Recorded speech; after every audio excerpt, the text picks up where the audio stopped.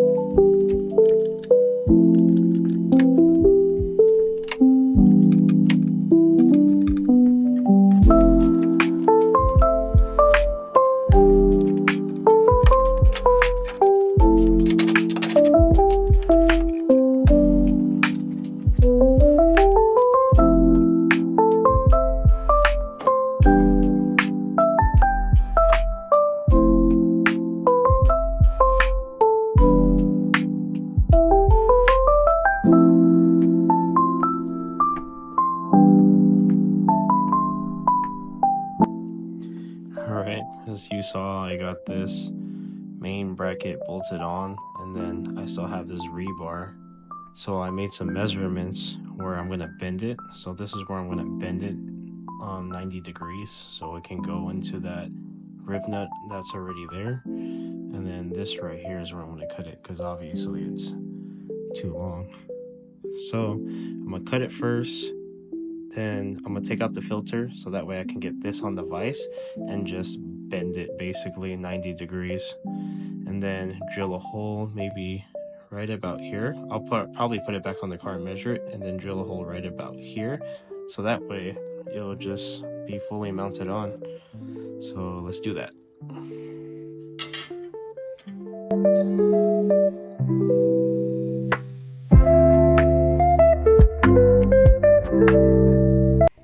So pretty much clamp the vise right here and bend it this way.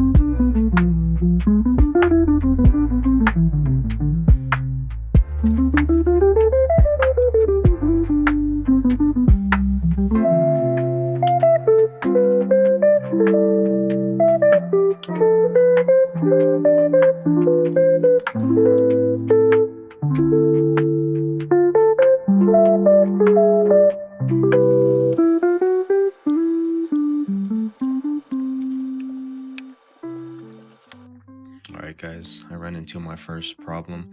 So I guess I got the wrong push fittings, because these are meant to be for RB26. I have a RB25. So here's the press fittings, the OEM ones that I pulled off. And look at the difference in diameter.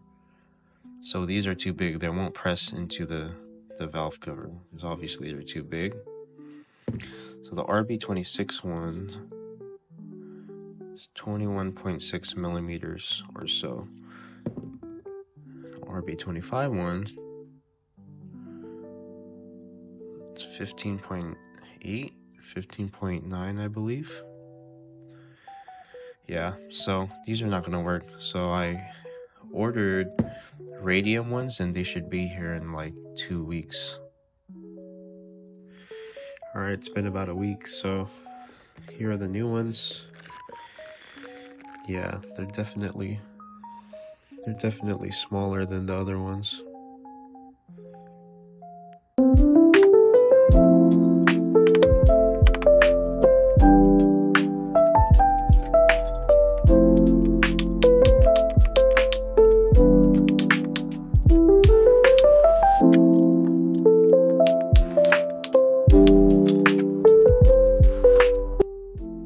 That's what you want right there. No gap, perfect seal. Let's go. Now we can mock up the can and start running the lines for the fittings. Alright, here I am mocking it up. So this line's gonna go right here. Kinda wanna, because this cup's gonna sit on top of it anyway, so you gotta leave some leeway. And then I have it right here. I drew a line where I'm gonna cut the line.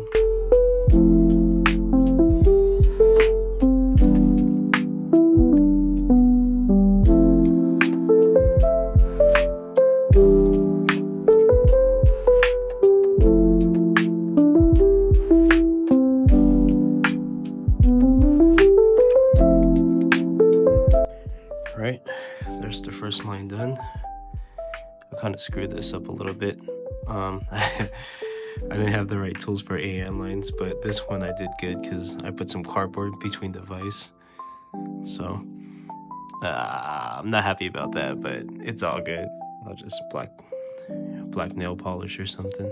But now I gotta do the second line on the bottom. It goes to right here. That should be easy. It's a shorter line.